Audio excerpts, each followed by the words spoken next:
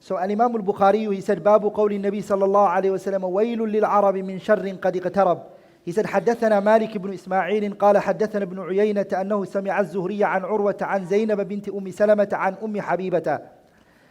This hadith, as I mentioned, Bukhari narrated from Malik ibn Ismail. Let's focus on this chain of narration because there's some benefit in this. This is a very powerful benefit in this, inshallah ta'ala. Bukhari is narrating it from his teacher, whose name is Malik ibn Ismail, who is called Malik ibn Ismail ibn Ziyad al-Nahdi, who said, حدثنا ibn Uyayna. Ibn Uyayna here is Sufyan ibn Uyayna. Sufyan narrated from Az-Zuhri, and Zuhri is Muhammad ibn Muslim ibn Shihab Az-Zuhri, the great tabi'i, who heard from Urwa ibn Zubayr, the brother of Abdullah ibn Zubayr, whose auntie was, his maternal auntie was our mother Aisha radiallahu ta'ala anha. Then the hadith is 3 female companions. Listen to it. And Zainab bint Salama. Zainab bint Salama is the daughter of Salama, the Prophet's wife. Does that make sense? Then Zainab bint Salama is Rabibatul Nabi sallallahu alayhi wa sallam. She grew up in the Prophet's house. She's a female companion. And Habiba and Zainab bint Jahsh are what? Both the wives of the Prophet sallallahu alayhi wa sallam. Ummahatil Mu'mineen. So we have 3 female companions in this chain. Now, some of the scholars, they criticize Al-Imam al-Bukhari here. Just one time I'm going to go into this issue, okay? Some scholars, they criticize Al-Imam al-Bukhari. I'm just going to mention this as a side benefit, inshallah ta'ala. Which is, Imam Muslim narrated the same hadith. Who? Al-Imam Muslim. And Muslim narrated it from 4 people other than Malik ibn Ismail. Malik ibn Ismail is the teacher of who? Al-Imam al-Bukhari. Muslim avoided Malik ibn Ismail, the first man in the chain. And he took 4 other individuals who narrated it. And they are Abu Bakr ibn Abi Shayba, Sa'id ibn Amr, Zuhair ibn Harbin, Abu Khaythamah Zuhair ibn Harbin, and Muhammad ibn Yahya ibn Abi Umar. These 4. These 4 who Muslim chose to narrate from, through to Sufyan ibn Uyayna, Zuhri, like that. These 4, they made the female companions 4 and not 3, like this chain. They placed in between Zainab binti Salama and Habiba. They increased in there between that Habiba herself, the daughter of Habiba, who's also what? Rabibatul Nabi sallallahu alayhi wa sallam. So 2 women, young girls who grew up in the Prophet's house, which is Zainab bint Salama and Habiba, and 2 wives of the Prophet sallallahu alayhi wa sallam, which is Habiba and Zainab bint Jahsh. Why did Bukhari avoid those 4 and take this one? The reason is because Bukhari did that because this is the only chain where it's clearly stated that Sufyan ibn Uyayna heard from Zuhri. Because this hadith says, حدثنا ibn Uyayna أنه سمع الزهرية. That's why Bukhari wanted to bring this one. Last benefit that I want to mention from this chain, and I won't go into this detail anymore, okay? Don't worry. The last benefit I want to mention from this chain is this hadith itself. Bukhari narrated it another place at the ending of Kitab al-Fitan, and he narrated it, and the sanad is Tusa'i. Tusa'i is how much? 9. And that's the longest chain in Saheeh al Bukhari. Bukhari is the shortest chain between him and the Prophet. How much? The shortest. 3. The longest is how much? 9. And the longest one is which one? This one. He narrated it as the longest version of it in Kitab al-Fitan at the ending, inshallah ta'ala. All of that, Hafiz ibn Hajar mentions it in Fath al-Bari. Zainab bint Jahshin is the Prophet's wife. Who is she? She's the Prophet's wife, and she was married to previously before that who? Zayd ibn Harith. And Zainab bint Jahshin, the Prophet ﷺ married her from a command high above. ولذلك Zainab used to say to the other wives of the Prophet, زوجكن أهليكن, your family married you guys off. وزوجني الله, Allah married me off. من فوق سبع سماوات, from high above. Are we all together? So Zainab bint Jahshin, Allah stated her story in the Quran. Allah stated her issue in the what? In the Quran. Allah mentioned her story in the Quran. Zainab, she said, أنها قالت استيقظ رسول النبي صلى الله عليه وسلم من النوم. The Prophet woke up one morning from his sleep. محمرا وجهه. The Prophet's face was red. عليه الصلاة والسلام. His face was محمرا وجهه. His face was red. يقول, the Prophet said, لا إله إلا الله. There is none worthy of worship except Allah. ويل للعرب. Woe be to the Arabs. من شر, from an evil قد اقترب, that has come close. The Prophet is trying to point this out. An evil has come close. فتح اليوم من ردم يأجوج ومأجوج مثل هذه. ذو القرنين, what did he build? He built a fortress between us and what? Dhul Qarnayn. That fortress between us, Ya'juj and Ma'juj, they opened a amount of it. Are we all together? Question here. Did the opening of Ya'juj and Ma'juj stop? Or is it still going on? Is it still opening every time a little bit? Or is it just at that moment when the Messenger sallallahu alaihi wasallam mentioned it? Hafiz ibn Hajar brings a statement of Ibn Battal. He said, أنذر النبي صلى الله عليه وسلم في حديث زينب بقرب قيام الساعة كي يتوبوا قبل أن تهجم عليهم. This hadith of Zainab bint Jahshin, the Prophet was warning the people. And he's warning them, the hour is close. And what does he want from them, the Prophet ﷺ? كي يتوبوا, so they can repent before the hour comes, before Ya'juj wa Ma'juj comes.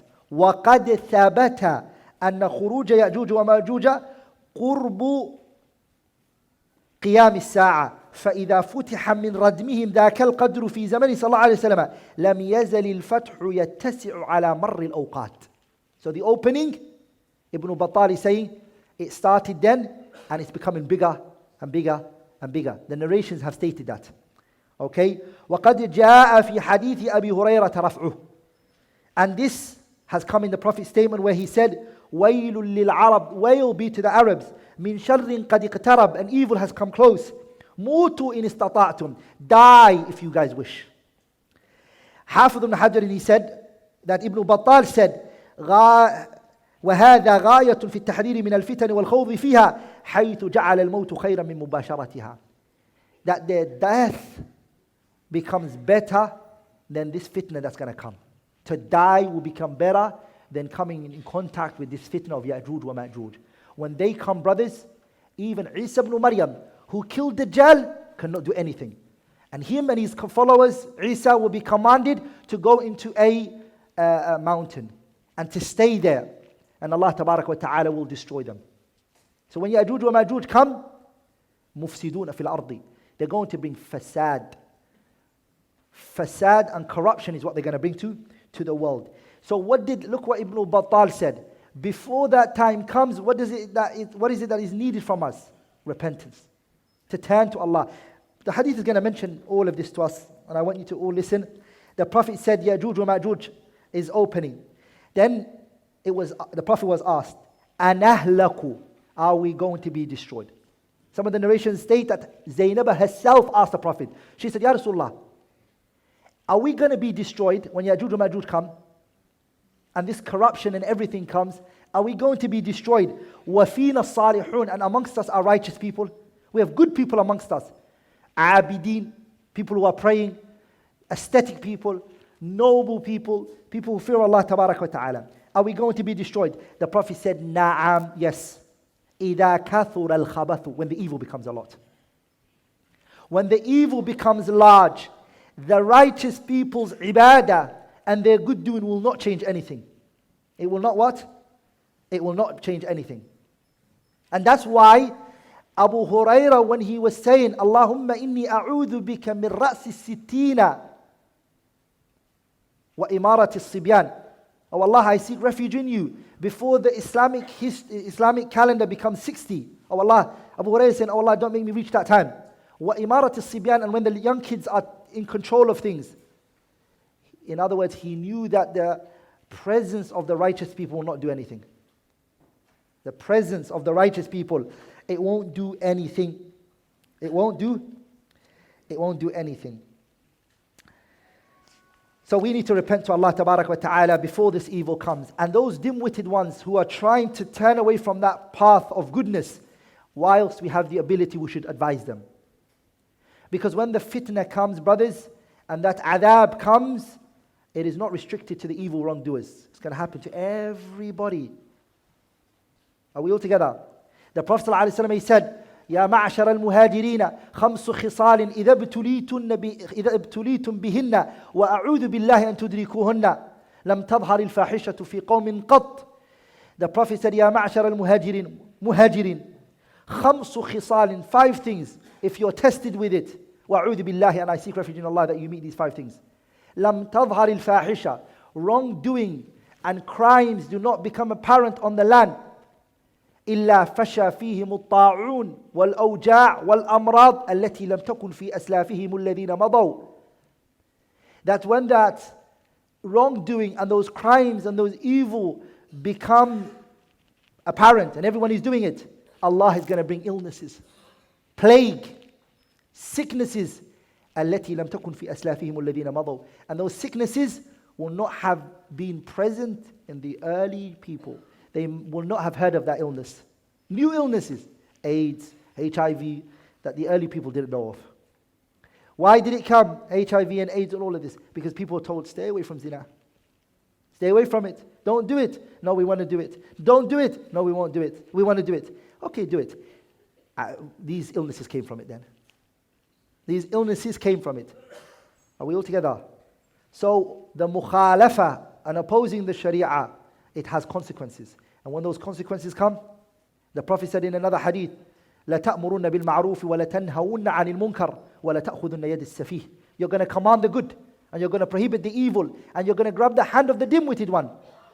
أَوْ لَيُشِكَنَّ اللَّهِ, or it's close. That Allah Tabarak wa Ta'ala will bring an adab that will take each and every one of you. Are you with me? It'll take everyone. So you advise your family members and you talk to it. And that's why we have to all start from our own households. Are we all together, brothers? Our what? Our own households. Everybody advises their family members, their neighbors. Everybody does that. قال البخاري رحمه الله حدثنا أبو نعيم. Bukhari said Abu Nu'aym. Who's Abu Nu'aym? Abu Nu'aym Fadl ibn Dukayn. He's a teacher of Imam Ahmad ibn Hanbal. Yeah? And the teacher of Yahya ibn Ma'in. Abu Nu'aym Fadl ibn Dukayn. His name is Amr ibn Hammad ibn Zuhair ibn Dirham التميمي الملائي الكوفي ثقة ثبت حجة أخرج حديثه الجماعة. Bukhari, Muslim, Abi Dawud, Tirmidhi, Ibn Majah, and Nasa'i, all of them narrated from him. And he's the man that kicked Yahya ibn Ma'in on the chest when he tried to test him. He got angry with him, and Abu Nu'aym Fadl ibn Dukayn, he kicked Yahya ibn Ma'in in the chest and tumbled him off the ground. If you don't know the story, then look it up, inshallah ta'ala. And الزهري محمد ibn Muslim ibn Shihab al-Zuhri, al-Imam al-Zuhri rahimahullah. وحدثني محمود, and Muhammad told me. Who is it? Mahmud here is Ibn Ghaylan. Bukhari then said, here, ha. If you just look at it, there's a letter ha, right? This ha is called at-tahwil. Is it not there? وحدثني محمود. Just before it, he's عن الزهري ha, right? Okay. But it has a number 2 in Arabic, right? That place, عن الزهري, there, it's meant to have a ha on there. Ha means tahwil. Bukhari is moving away to another chain. Another chain of what? Of people who narrated from Zuhri. Here he brought it between Zuhri and Imam al-Bukhari is how many people? Abu Nu'aym, Fadl ibn Dukayn, and Ibn Uyayna, يعني Sufyan ibn Uyayna. 2 people and then Zuhri is the third, right? Then he brought another chain which is وحدثني, and I was told, Bukhari saying this, محمود told me أخبرنا عبد الرزاق. عبد الرزاق here is عبد الرزاق بن همام الصنعاني. قال أخبرنا معمر here is معمر ibn Rashid. عن الزهري Muhammad ibn Shihab al-Zuhri. Then between Bukhari here is what? Muhammad, Abdul Razzaq, Ma'mar, 3 between him and what? So he's trying to say, I go to Zuhri in these 2 ways.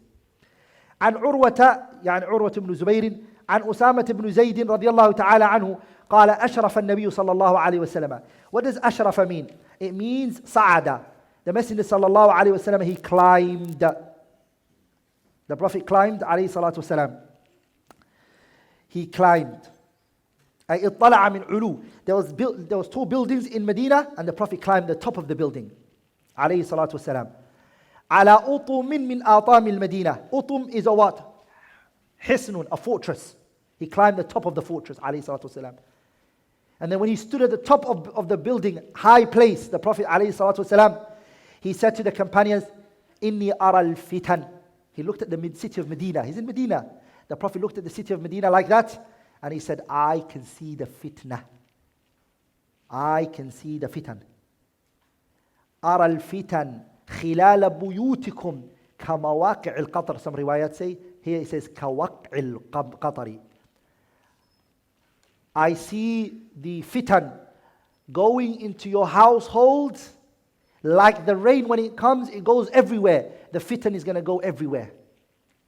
And why did the Prophet restrict Medina in the mentioning of here? Why? The reason is because the whole entire fitna started from what? It all started from the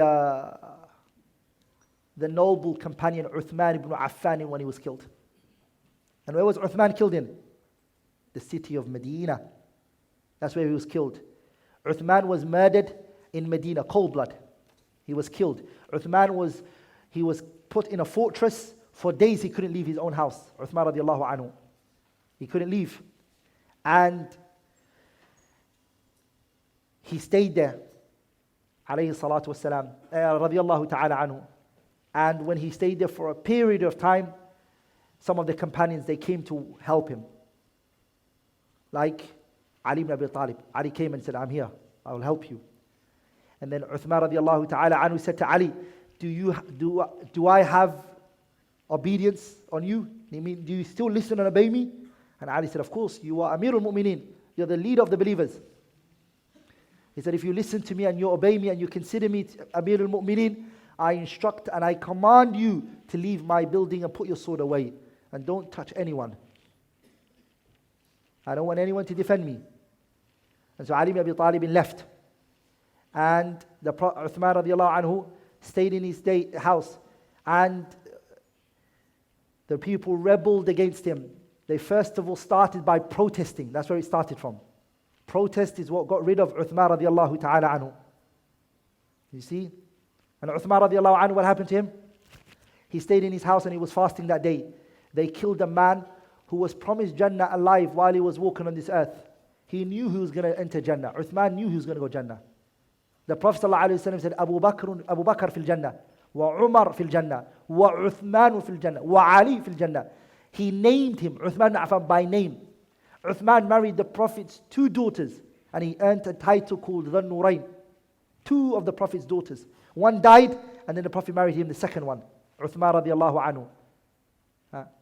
And that day Uthman died, he was fasting. And that day, he was reading his Quran and they killed him. That's where the fitna started from. When that fitna started, ثُمَّ انْتَشَرَتِ الْفِتَنُ فِي الْبِلَادِ بَعْدَ ذَلك.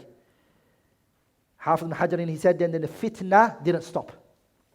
Because that's when because of this, Ali and Muawiyah fought. It is because of this Ali and Muawiyah fought. Are we all together? Ali ibn Abi Talib was telling Muawiyah, let's calm everyone down. Now Uthman just got killed. Ali was saying, let things cooled down, Muawiyah was saying, no. The people who killed Uthman are not allowed to walk around and roam around the cities, free from anything. I am Uthman's relative, I am his cousin. And Allah said in the Quran, وَمَنْ قُتِلَ مَظْلُومًا فَقَدْ جَعَلْنَا لِوَلِيهِ سُلْطَانًا فَلَا يُسْرِفْ فِي الْقَتْلِ. If someone is killed wrongly, which is what happened to Uthman, he was killed wrongly. وَمَنْ قُتِلَ مَظْلُومًا فَقَدْ جَعَلْنَا لِوَلِيهِ. We have made his people. Muawiyah said, I'm his people. Allah is saying to me here, if someone is killed, his family members are the one in charge of getting the blood money and getting these people to court. And then Ali ibn Abi Talib said, listen, if we now go after those people, those are the same people who had the audacity to kill Uthman. They are not in a position of weakness now. Let's calm things down and then we will go for them. Muawiyah responded and he said, I am in a position of power. How? Because Muawiyah was a governor of Sham. Muawiyah was the governor of Sham. And the people of Sham will take a bullet for Muawiyah. That's how much they love him. And they admire him. Are we all together? Which Ali didn't have. Ali never had people who listened and obeyed him.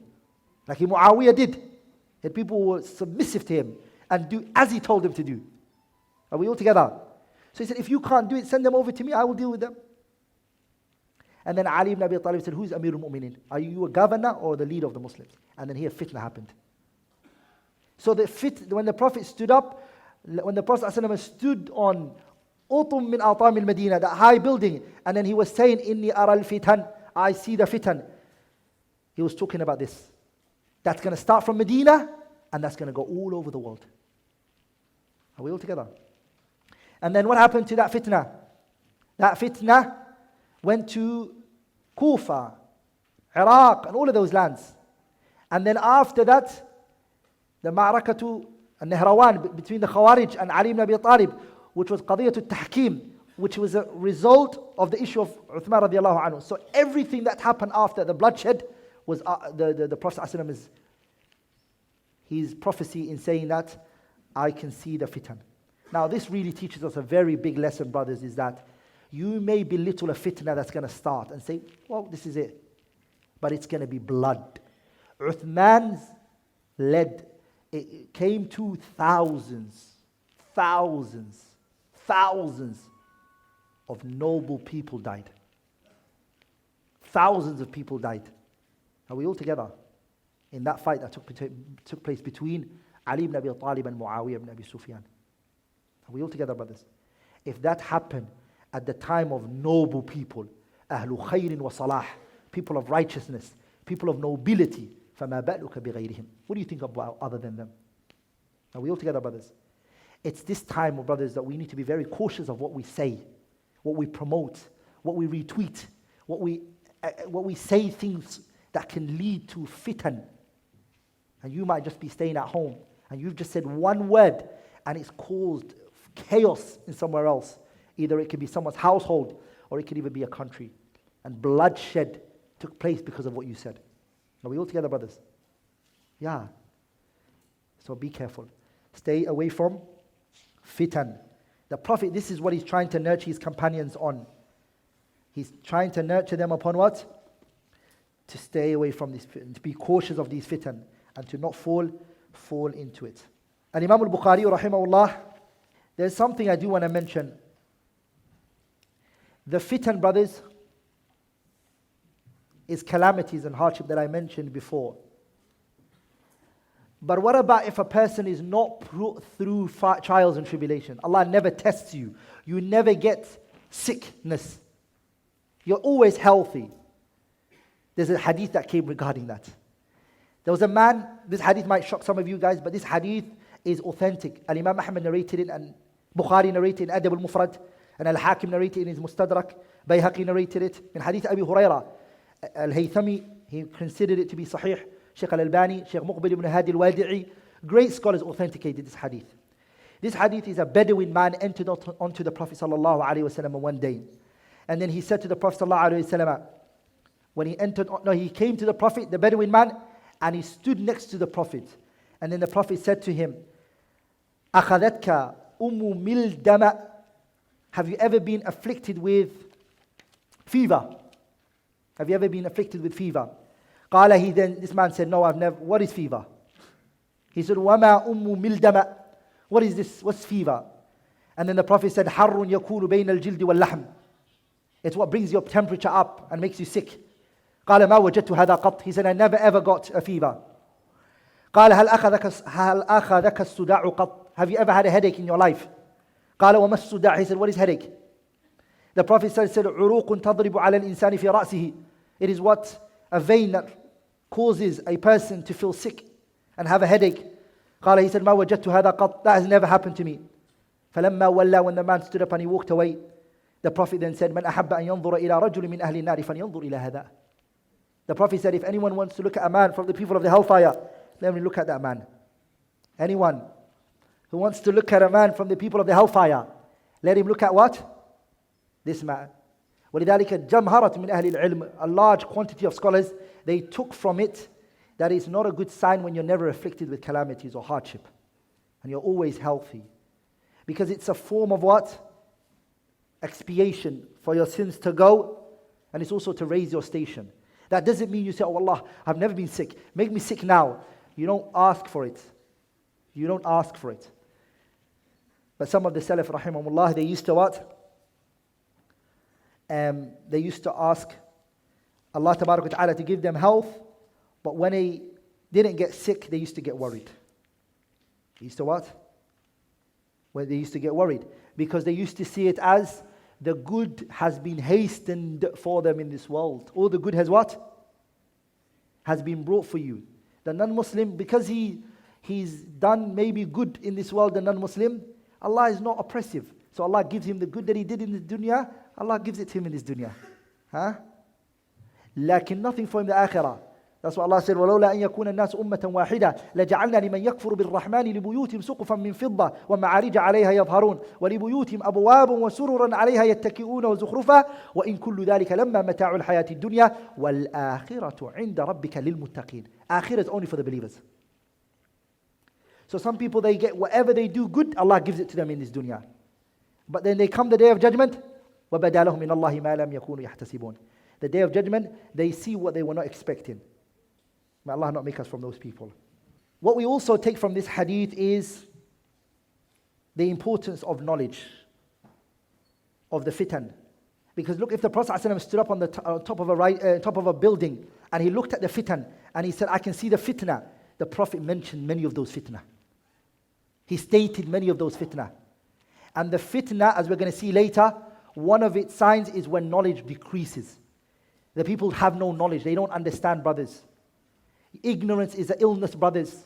Some people are walking around and they are sick, but they don't realize. That's why the Prophet ﷺ said, إِنَّ اللَّهَ لَا يَقْبِضُ الْعِلْمَ انْتِزَاعًا يَنْتَزِعُ مِنْ صُدُورِ الرِّجَالِ وَلَكِنْ يَقْبِضُ الْعِلْمَ بِقَبْضِ الْعُلَمَاءِ حَتَّى إِذَا لَمْ يُبْقِ عَالِمًا اتَّخَذَ النَّاسُ رُؤُوسًا جُهَالًا فَسُئِلُوا فَأَفْتَوْا بِغَيْرِ عِلْمٍ فَضَلُّوا وَأَضَلُّوا. That Allah does not take knowledge all at once, but Allah takes those who have knowledge. حَتَّى إِذَا لَمْ يُبْقِ عَالِمًا, until there is no person of knowledge left. اتَّخَذَ النَّاسُ رُؤُوسًا جُهَالًا. The people, they appoint ignorant people. They make them the reference point. فَسُئِلُوا, those ignorant ones are asked. فَأَفْتَوْا بِغَيْرِ عِلْمٍ, and they give fatwa with no knowledge. فَضَلُّوا, they misguide themselves. وَأَضَلُّوا, and they misguide others. They misguide themselves and they misguide others. Imagine, my beloved brothers and sisters, Al-Imam Malik, Imam Dar al-Hijrah, was asked 40 questions. 40 questions were put to him. 33 of those questions. And 34 of those questions, he said, La adri, Allahu alam. Who are we talking about? Imam Malik, Imam Dar al-Hijrah. He said, La adri. Abdullah ibn Umar, a man came up to him and he asked him a question. Abdullah ibn Umar. And Abdullah ibn Umar, he said, La adri, I don't know, Allahu alam. And the man then said to him, You, the son of Umar ibn al-Khattab, you don't know? Abdullah ibn Umar, he said, La adri, Allahu alam. This shows you that just because someone makes you feel like you've been studying for this long, why don't you know it? The poet, he said, or the scholars they mentioned, or the poet, he said, وَالْكُلُّ مِنْ أَهْلِ الْمَنَاحِ الْأَرْبَعَةِ يَقُولُ لَا أَدْرِي فَكُنْ مُتَّبِعًا. All of the scholars, they used La adri as their shield. If someone throws a weapon, or arrow at you, what do you use? You use a shield, right? The fatwa that you're being asked is an arrow. Are we all together? If you don't answer it properly, it can hit you in the wrong place. So what do? You got your shield. So the person who misses out and doesn't use la adri usibat maqatiluh, the arrow is going to hit him and it's going to kill him. So what we need to understand is that we need to take issues back to people of knowledge. But the people of knowledge that we take it back to, they have two characteristics. Write this down. As the poet, he said, وَلَيْسَ فِي فَتْوَاهُ مُفْتٍ مُتَّبِعٍ مَا لَمْ يُضِفْ لِلْعِلْمِ وَالدِّينِ الْوَرَعِ. The person that you're taking the issue back to and you're asking the fatwa for is مَنْ جَمَعَ بَيْنَ الْعِلْمِ وَالْوَرَعِ. He combines between knowledge and piety. He is a pious individual and he also has knowledge. What about if you have two people and they're both knowledgeable and they have piety? And they give a fatwa in an issue that are opposing to each other. One says right and the other one says left. And they both have to, in accordance to your knowledge, they have al-ilm wal-deen wal-wari'. They have wara', they have knowledge, and they both seem the same to you. What do you do in a situation like that? Then find a third one who has knowledge and piety, and then take the one whose opinion who he strengthens. Are we all together? That's what Shaykh al-Islam ibn Taymiyyah mentioned. It shocked me that even Nabiullah Muhammad was asked a question and he didn't know the answer to it, and then he chose not to answer it. Who? Nabiullah Muhammad. The Prophet ﷺ, in the famous hadith in Sahih Muslim, he divided the khayl, the horse, into three types. People own horses for three reasons the Prophet mentioned, and you can go there and find it in Sahih Muslim. And then a man said to the Prophet ﷺ, what about a donkey? Because he had a donkey, he wanted to know, you spoke about the horse, what about the donkey? Then the Messenger ﷺ, he said, مَا أَنزَلَ اللَّهُ عَلَيَّ فِيهَا شَيْءٌ إِلَّا هَذِهِ الْآيَةِ الْجَامِعَةُ الْفَاذَّةِ. Allah hasn't sent on me anything regarding that question you asked me. Who is saying that? Nabiullah Muhammad is saying, I have no answer for the question you're asking me. Allah hasn't sent me anything regarding it. But I'm going to give you a general ayah that can, inshallah, encompass all of that, which is, قوله تعالى فمن يعمل مثقال ذرة خيرا يره ومن يعمل مثقال ذرة شرا يره ومن يعمل مثقال ذرة خيرا يره ومن يعمل مثقال خيرا يره. صح؟ من يعمل مثقال ذرة خيرا يره ومن يعمل مثقال شرا يره. هذا هو. The ayah encompassed the fatwa of the Prophet ﷺ generally. But at the beginning he said, Allah hasn't sent me anything regarding it. Allah has not sent me what? Anything regarding it. So what we need to understand is وَلَا تَقْفُ مَا لَيْسَ لَكَ بِهِ عِلْمٌ إِنَّ السَّمْعَ وَالْبَصَرَ وَالْفُؤَادَ كُلُّ أُولَٰئِكَ كَانَ عَنْهُ مَسْئُولًا. Don't say what you don't have knowledge of. Allah subhanahu wa ta'ala, he says وَلَا تَقُولُوا لِمَا تَصِفُ أَلْسِنَتُكُمُ الْكَذِبَ هَذَا حَلَالٌ وَهَذَا حَرَامٌ لِتَفْتَرُوا عَلَى اللَّهِ الْكَذِبَ إِنَّ الَّذِينَ يَفْتَرُونَ عَلَى اللَّهِ الْكَذِبَ لَا يُفْلِحُونَ. There's some people that are just doing that. Halal, haram, and they have no knowledge of it. Especially social media nowadays. Someone comes up to you and asks you a question, brother, do you have the answer to this question? Give me a second. I'll Google it. He Googles it, gets the answer, he goes, yeah, it's permissible, inshallah ta'ala. Inna lillahi wa inna ilayhi raji'un. Are we all together, brothers? These websites that people go on and they get answers from it, that question on the website is not tailored for you. Call the people of knowledge and ask them. Are we all together? There are questions that you can look at whether they are halal and haram, like, for instance, issues which are generally a general ruling for everybody, which is Dhuhr is 4 rak'ah, you can look it up online, and the evidence for that. And Asr is 4 rak'ah, you can look up that online, inshallah ta'ala. But there are issues that you have regarding I was angry and I divorced my wife. Call a sheikh. Don't look at the fatwa online, because the sheikh might hear from your situation something that may change the whole entire fatwa. Does that make sense? And that's what Allah Tabarak wa Ta'ala commanded us in the Quran. فَاسْأَلُوا أَهْلَ الذِّكْرِ إِن كُنتُمْ لَا تَعْلَمُونَ. Ask the people of what? Ask the people of knowledge. Go back to them and ask them. So brothers, the Messenger ﷺ climbing that high building and him talking about the fitna happening, if you want to know all the fitan and you understand it, read the ahadith of the Prophet. Rather, Shaykh al-Islam ibn Taymiyyah said something very powerful. He said, the ulama, the people of knowledge, يعرفون الفتن, they know the fitna قبل وقوعها, before it even happens. When it's about to happen, they say, people, be careful, this is a fitna. It's going to come, it's going to destroy us. And the people, some choose to listen and some choose not to listen. And then the fitna happens. He says, Shaykh al-Islam, the amma, the general mass, they only realize that they were in a fitna, not whilst they're in it, but once it's gone. And it's turned its back, and the fitna has left. They say, you know what? Inna lillahi wa inna ilayhi raji'un. We were in a fitna all along. That's what they say. They only realize it when it's gone and it's turned its back on them. So, ilm, brothers.